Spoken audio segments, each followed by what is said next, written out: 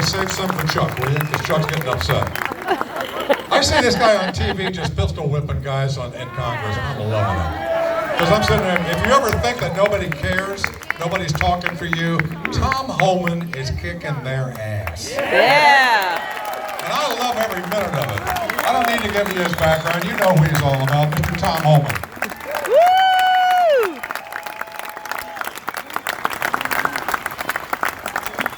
What's going on, Frederick? Woo! Hey, listen, I did testify in front of Congress a couple weeks ago, and Sheriff Jenkins was sitting next to me.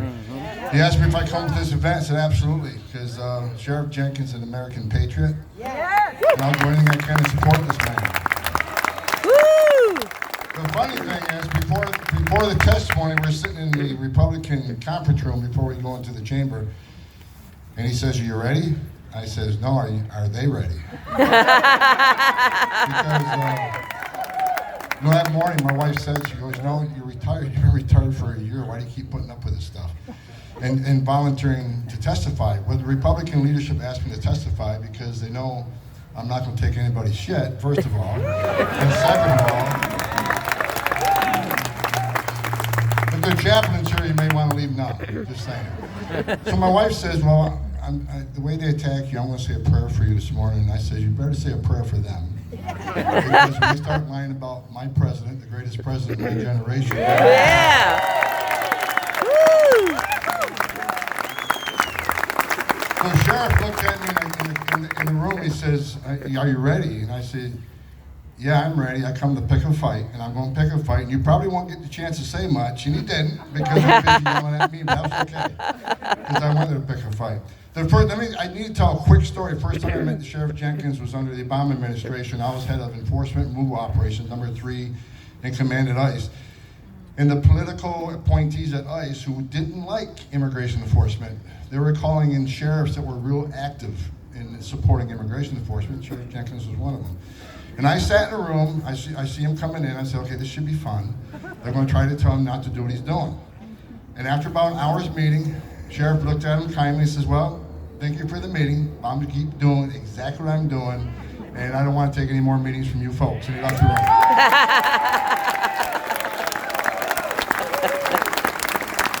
Yeah. That's when I became a big fan, because he stood up to the politicians and gave them hell.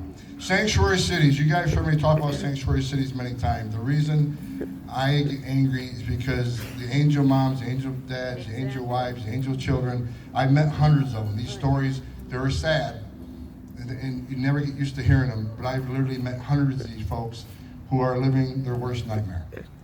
Sanctuary cities. The left will tell you sanctuary cities protect immigrant communities, and they let victims and witnesses come forth and not be afraid to deal with law enforcement. That is a bunch of crap. And let me tell you what Sanctuary Cities actually does. And this is a guy who's done it for 3 decades. Sanctuary Cities is a sanctuary for criminals. It's not a sanctuary for U.S. citizens. It's not a sanctuary for immigrant communities. And let me explain why. When you release the bad guy from the jail, illegal immigrant, he's most likely going to reoffend in the very community in which he lives, the immigrant community. So by releasing a criminal alien from the jail, you look up recidivism rates, 50% will recommit within a year, 75% will recommit within 5 years. Look it up, Google it on your way home. That's what happens. So they're going to re-offend in the very community in which they live, which means the immigrant community is put at greater risk of crime. Montgomery County is a perfect example. 9 rapes.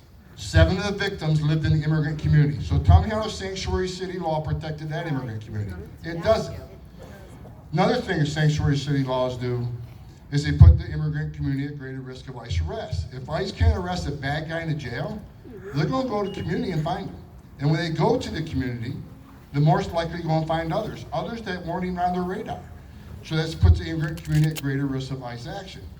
It puts law enforcement at great risk, because rather than taking custody of a criminal inside the safety and security of a jail, now they got to knock on the door.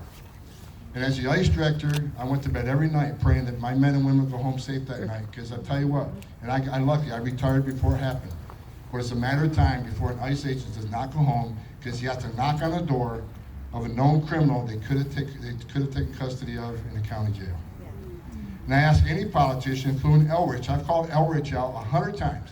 If he went to the immigrant community and asked them this one simple question, would you rather have ICE in your community or in the county jail? What do you think they're going to say?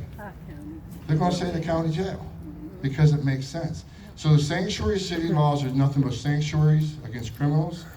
It's a pushback against this president and everything he stands for. I tell you, on the way up here, I was telling Chuck earlier, on the way up here, my phone rings. This is the greatest president in my lifetime, President Trump calling me myself.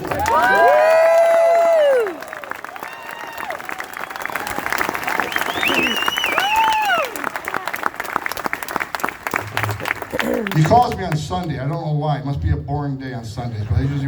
But he called me. You know, we talked to each other. What are you doing? I'm on my way to Frederick to support a sheriff who's an American patriot and believes in immigration enforcement.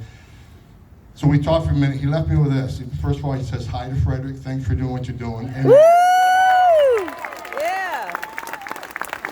and I got one favor to ask for him before I leave. I got a few more things I want to say, but before I leave, no kidding, he asked me to take a video of you folks and send it to him, which I will before I leave here today. Woo!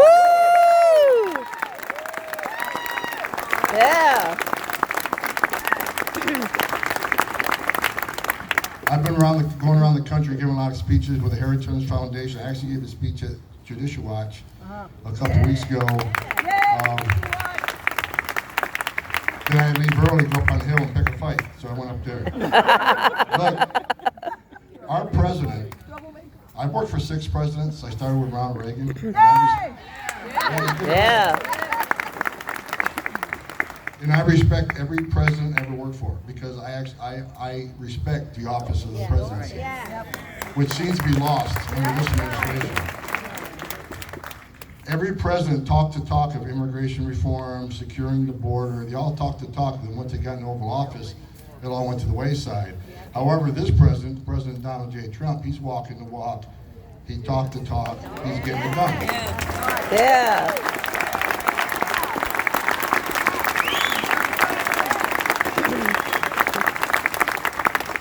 I asked President Trump to have the DOJ look into Montgomery County. Yeah. Here's the problem with DOJ.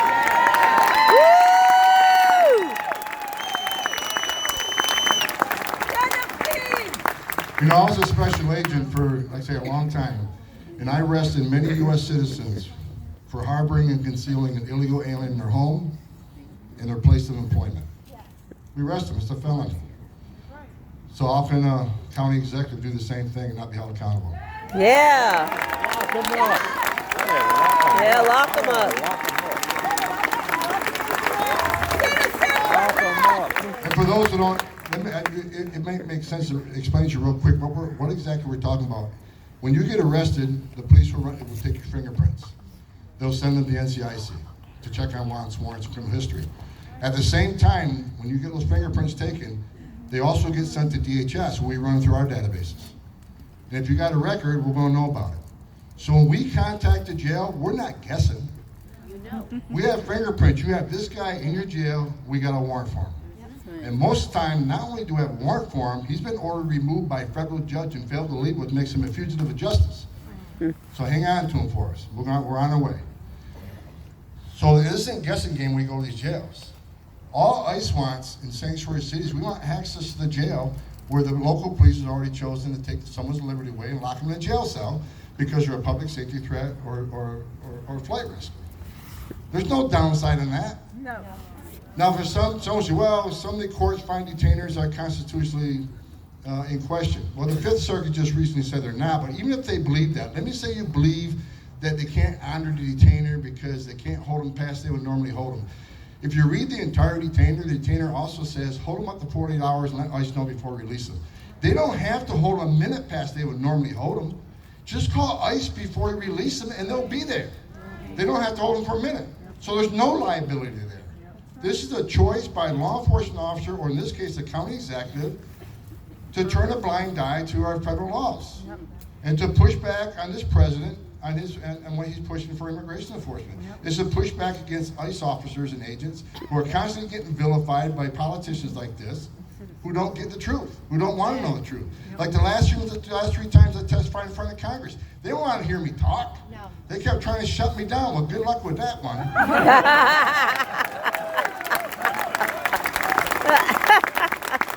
And lady who talked earlier about, you had time limit, and then time limits don't mean anything to me. You can hit that gavel as much as you want. They work for me. They work for you. Yeah. Right. Right. I'll tell you a funny story. A couple of testimonies ago, I was going at it with Ocasio-Cortez. What an idiot. So here I am. I'm explaining to a lawmaker that entering the country is actually against the law. And the next day, I'm smoking a brisket in my backyard, listening to a little Merle Haggard. Yeah. And my phone rings, and it's the president. He says him and Lindsay were golfing. They want to call me and say, great testimony. I said, really appreciate it, and how I set Ocasio-Cortez right. And made her look stupid. And I said, no thanks needed. I mean, isn't that hard? She's a moron.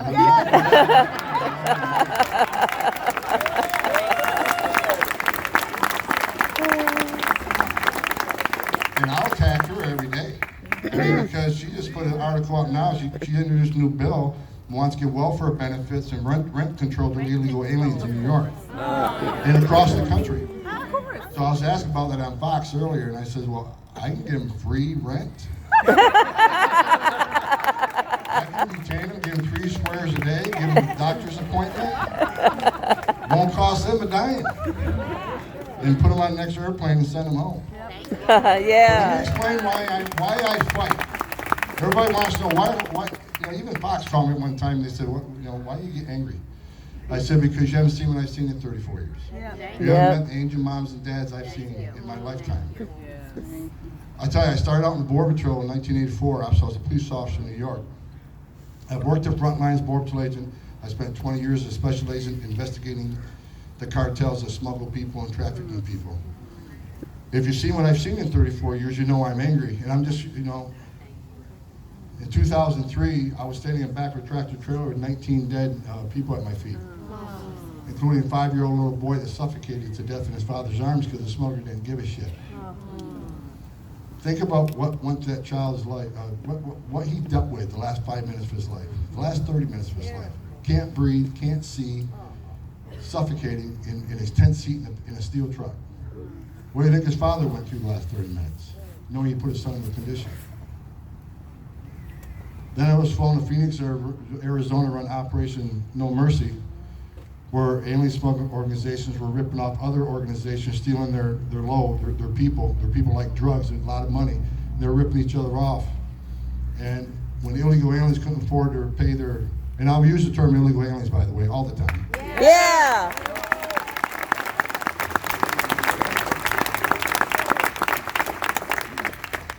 Despite what the Secretary of Homeland Security just said. Right. Yeah. But when they couldn't pay their fee, because they agreed to pay $7,000 to get to Chicago, then once it got to the state side, now these organizations know how much you're worth, so they call the relatives up. Say, we got your son, we got your brother, we got your father. Send us $15,000 to this address, or wire the money to this account. And they said, wait a minute, the deal was $5,000. Well, now it's $15,000. Send it to us, we kill him. We'll torture him. We'll rape her. And they did. Many of them. Bodies were piling up from Phoenix. These organizations don't care about these people. I remember one guy couldn't pay his fees, and when we found him with the local PD, he was stabbed in the face 22 times. That's how he died. We rescued one guy we tracked his phone, we found him in a closet. He was duct taped. His entire face was duct taped with a hole poked in his mouth with a straw in it so he could breathe for days. He was hogtied in a closet for days. They used to find dead aliens on the trails of Border Patrol agents. Just left there. They couldn't make the trip, so they weren't worth anything now. So I guess what I'm trying to say, this isn't about enforcing the law. This isn't just about securing our nation. It's about saving lives. And I try to get that point across to Congress. They don't want to listen. Yeah.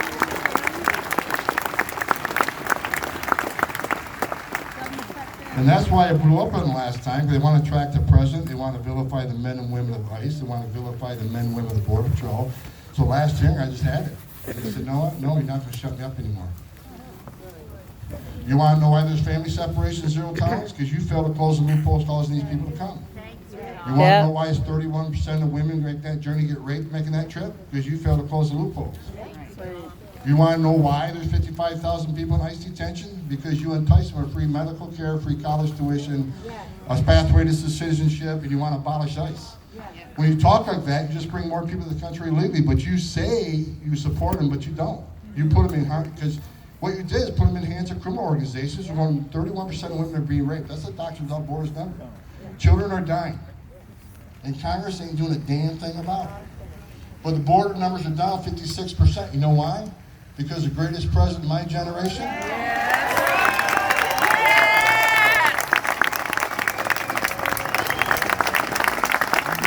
He said unprecedented resources to the border within DHS, everybody within I don't care if you're TSA, Border Patrol, ICE, DOD. He said unprecedented resources to the southern border. He declared a national emergency. Even some of his own party voted against that. He wrote a whole immigration reform policy that makes a lot of sense. He's taking money from every place he can to build that wall. Yeah. He's the first president I've ever worked for that threatened Mexico to either step up or we're going to issue tariffs against you, which would bankrupt them. And look what Mexico's doing. Now the numbers are down 56% from the 3-month high because of this president. Yeah. This president. Yeah. I remember I was on Capitol Hill, I said, well, the numbers are down, right? I said, yeah, no thanks to anybody in this building. You guys ain't done nothing.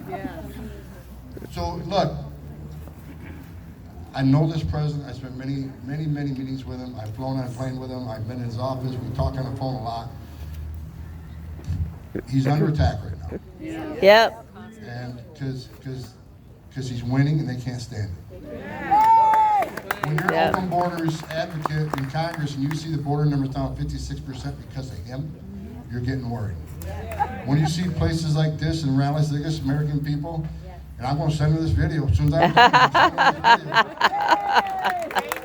He needs support.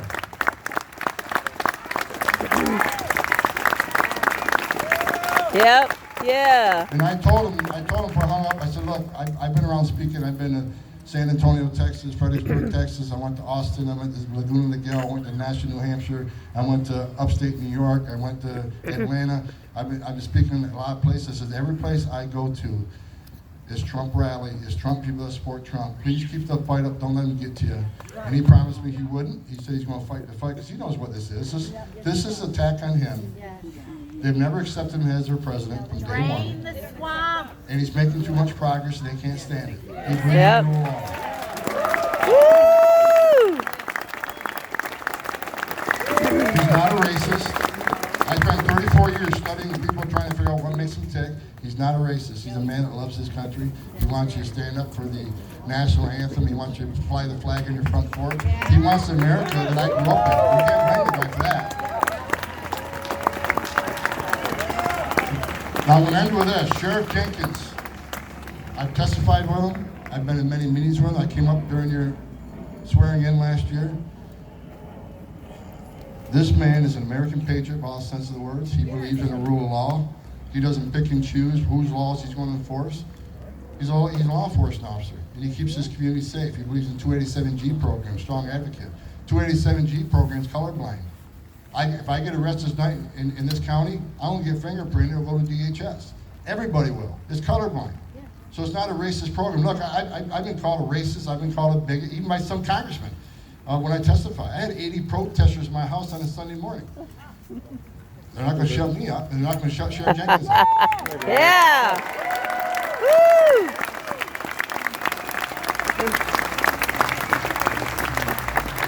So Sheriff, anything you ever need from me, you got. You didn't tell me it's a 2-hour drive up here today, but forget about that. There's a lot of sheriffs that believe in the rule of law. No one better than Sheriff Jenkins. Yeah. Now with that, I can go all day, so I'm not going to keep going, but with that, I got to take a short video. And if you doubt me, honest to God, this will be in his iPhone within 2 hours.